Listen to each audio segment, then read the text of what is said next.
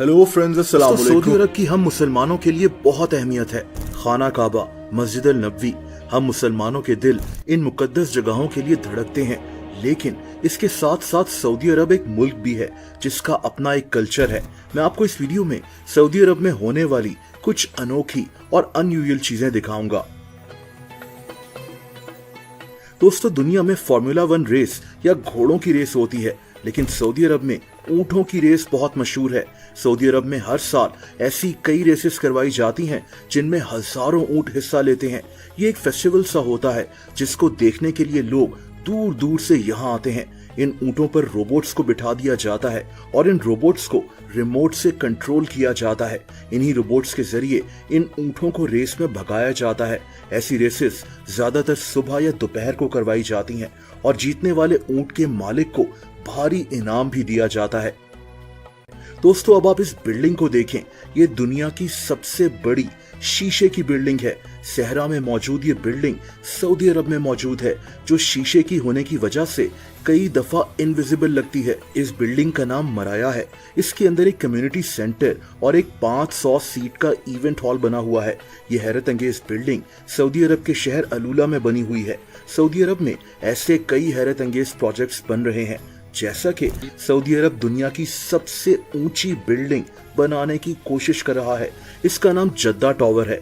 ये बिल्डिंग अभी कंस्ट्रक्ट हो रही है। जब ये कंप्लीट हो जाएगी तो इसकी ऊंचाई 3281 फीट होगी, जो कि इस वक्त दुनिया की ऊंची तरीन बिल्डिंग बुर्ज खलीफा से 591 फीट ऊंची होगी। इसको जो आर्किटेक्ट बना रहा है, इसका नाम एड्रियान स्मिथ है। ये वही आदमी है जिसने बुर्ज खलीफा को भी डिजाइन किया था। यानी हो सकता है कि बहुत जल्द दुनिया की ऊंची तरीन बिल्डिंग दुबई के बजाय सऊदी अरब में हो।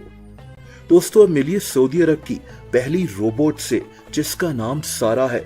ये रोबोट इंसानों से बातें करने की सलाहियत रखती है, लेकिन कुछ टॉपिक्स पर यह बात नहीं कर सकती, जैसा कि पॉलिटिक्स और कुछ दूसरे टॉपिक्स जिन पर ओपनली बात नहीं करनी चाहिए। इस रोबोट को एक Saudi company QSS AI and robots ने बनाया है।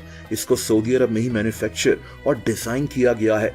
ये रोबोट अरबी और इंग्लिश दोनों जबानों में बात कर सकता है। दोस्तों, सऊदी अरब में आपको एक अनोखा बाजार भी मिलेगा। ये दुनिया का सबसे बड़ा ऊंटों का बाजार है। इसका नाम बुरेदा कैमल मार्केट है।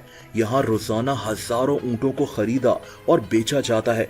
कैमल मीट के लिए, रेसेस के लिए, डेयरी के लिए यानी दूध के लिए। ये मार्केट सऊदी अरब के शहर बुरेदा के आउटस्कर्ट्स में लगती है। ऊंट सऊदी अरब के कल्चर का एक हिस्सा है, ये हम सब जानते हैं, और तभी रोजाना यहाँ हजारों ऊंटों की खरीदो फरोख्त का मंजर देखने वाला होता है। खैर, अब बात करते हैं सऊदी अरब में बिकने वाली एक अनोखी आइसक्रीम की, जो आजकल बहुत मशहूर हुई भी है, रोज आइसक्रीम। ये आइसक्रीम मदीना शरीफ में बिकती है, लेकिन इसको बेचने का तरीका काफी अनोखा है, क्योंकि आइसक्रीम खरीदने वाले पर पहले अर्के गुलाब छिड़का जाता है और फिर इस पर गुलाब के फूल फेंके जाते हैं। आइसक्रीम बेचने का ये तरीका शायद आपको दुनिया में कहीं ना मिले। एक और इंटरेस्टिंग चीज सऊदी अरब में मिलने वाले तरबूज हैं। सऊदी अरब का मौसम ड्राई और गर्म रहता है, लेकिन यहाँ के तरबूज बहुत ज्यादा मीठे होते हैं। असल में सऊदी अरब का यही खुश्क और गर्म मौसम यहाँ के तरबूज में शुगर कंटेंट ज्यादा पैदा करता है। सऊदी अरब में मॉडर्न फार्मिंग टेक्निक्स यूज होती हैं और तभी सऊदी अरब के तरबूज पूरी दुनिया में अपनी मिठास और रंग की वजह से मशहूर हैं।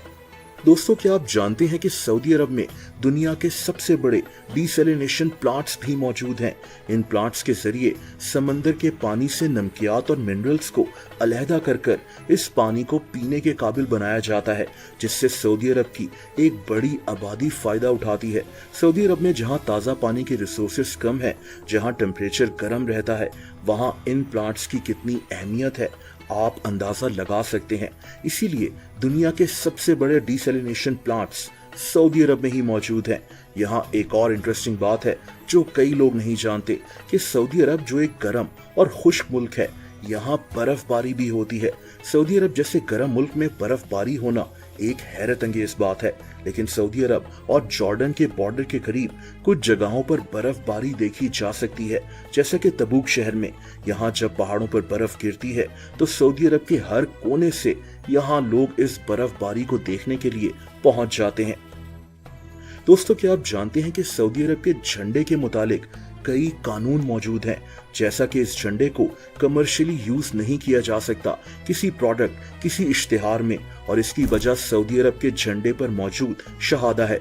जाहिर सी बात है कि इस वजह से इस झंडे का खास ख्याल रखा जाता है कि इसकी बेअदबी ना हो, जैसा कि इसको किसी टी शर्ट पर ना बनाया जाए, फेस पर पेंट ना किया जाए। सऊदी अरब के झंडे को हमेशा पूरी हाइट पर लहराया जाता है। आपको सऊदी अरब में ये झंडा हर जगह नजर भी नहीं आएगा। और आखिर में बात करते हैं सऊदी अरब के घोस्ट विलेजेस की।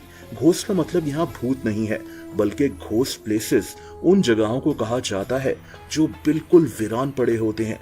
सऊदी अरब में भी आपको ऐसे कई गांव मिलेंगे जो अब वीरान हो चुके हैं। लोग अपने घर छोड़कर यहाँ से जा चुके हैं, जैसे कि अल उला नाम का टाउन, जहाँ से 1980s में लोग अपने घर छोड़कर नई जगहों पर शिफ्ट हो गए थे। ये लोग बेहतर फैसिलिटीज हासिल करने के लिए यहाँ से चले गए, लेकिन आज भी ऐसे कई गांव और बेशुमार घर आपको सऊदी अरब में मिल जाएंगे जो बिल्कुल वीरान पड़ चुके हैं।